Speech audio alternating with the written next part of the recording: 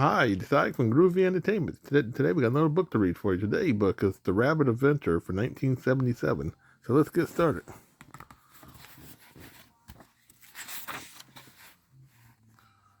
There was a fine young rabbit growing big and strong in the woods.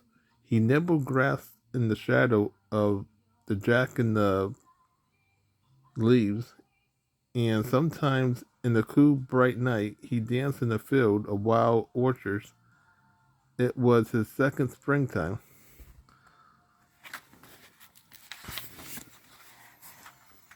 His mother told stories to him and his brothers and sisters. There is a rabbit, she said, who goes to every house in the springtime when the water is new and sparkly as it is now. This rabbit brings gifts of colorful eggs brighter than any other robin and candy sweeter than clover. Everyone loves them. She speaks with great pride. The young rabbit felt proud too as he listened. How brave and wonderful rabbits must be, he thought, to leave the shelter of the woods and hop right up to the doors of houses where people live.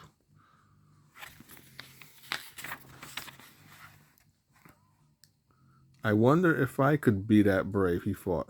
And he kept on wondering while the marsh marigolds lifted their face to the sun, and he and all the other young animals grew bigger and stronger. Birds and squirrels, chipmunks and foxes, they all left their nests and burrows to explore the world. Every morning, when the dew still covered grass, the fine young rabbit set out to see just how brave he was. He hopped through the woods and out onto a yard that surrounded a house. I do not have eggs or candy to give, he said, but at least I can find out how brave I am. I will hop right up to the door of this house and touch it with my nose. That will, after Lucy, the bravest thing he could think of.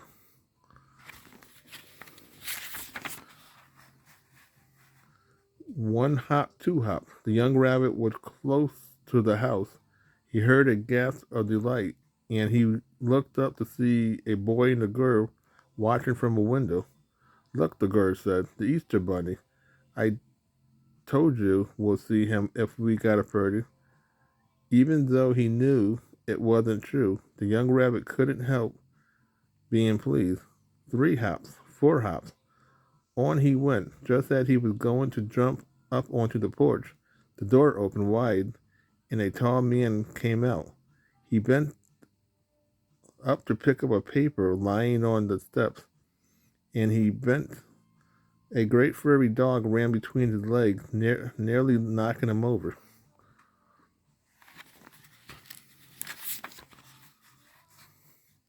Ruff, ruff, the dog barked, seemed loud as thunder. The young rabbit leaped high into the air and came down running. He fairly flew across the grass.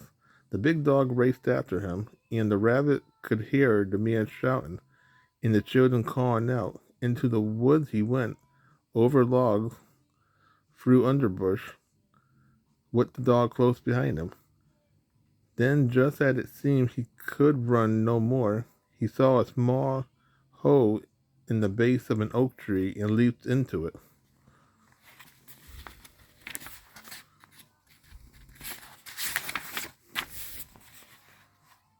Safe, he panicked. I patted. Oh, I am safe, but his heart beat very hard and he trembled terribly long after the dog gave up and went home. It was the most frightening thing that could ever happen to a young rabbit. He had been in great danger. He had not touched the door of the house with his nose. Worst of all, he knew in his heart that he would never be brave enough to try it again. He felt very, he felt very small and very lonely, as if the great brave rabbit of the woods had hopped by and left him behind.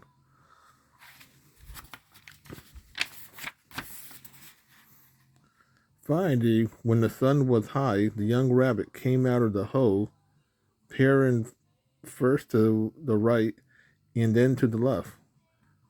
Through the woods he went, his heart so heavy that he could not feel the sun. The violet nodded at him, but he did not see them, and the breeze unnoticed playfully ruffled his fur. Suddenly he began to tremble again, for he heard voices ahead. Then he realized that in his sadness he had wandered very close to the house where the children lived. With the big furry dog, he under a lilac bush at the edge of the yard and listened.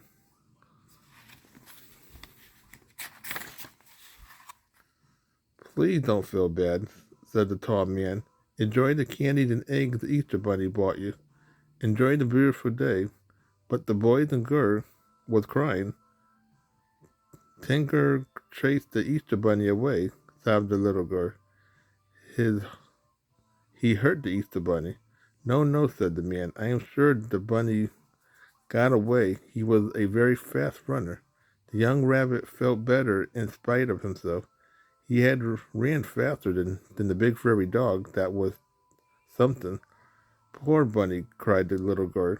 The boy said, I bet he'll never come back. The tall man looked from one to the other, clearly wondering what he should do.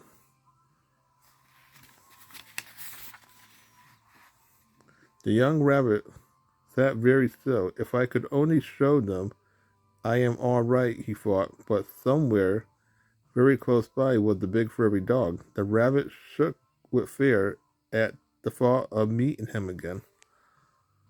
Then the gentle spring breeze blew stronger, lifting his fur and stirring the new grass leaves around him. The rabbit remembered what it had felt like to do the bravest thing he could think of. Suddenly, it seemed to him that the wood was full of voices, and all of them were saying, "Go, go, go."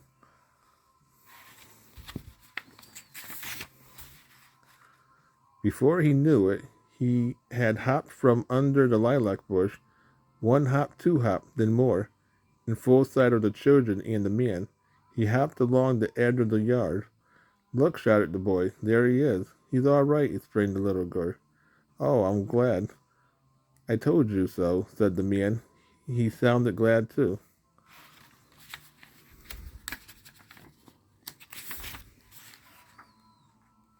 All around the edge of the yard, the brave young rabbit hopped. He was very frightened, but he did not stop. At last, when the big dog appeared around the corner of the house, the rabbit turned quickly into the bushes and ran away very fast. With the laughter of the children in his ears, he ran and ran until he reached his home burrow, where his mother was once more telling their favorite story to his brothers and sisters.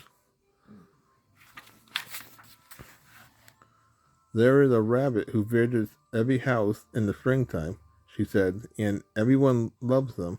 I know, the fine young rabbit whispered to himself. Then he nested very close to his mother, sighed to hear the rest of the story. So that was The Rabbit Adventure for 1977. So if you like, subscribe, share, and comment, and have a groovy day. We have another video come out real soon.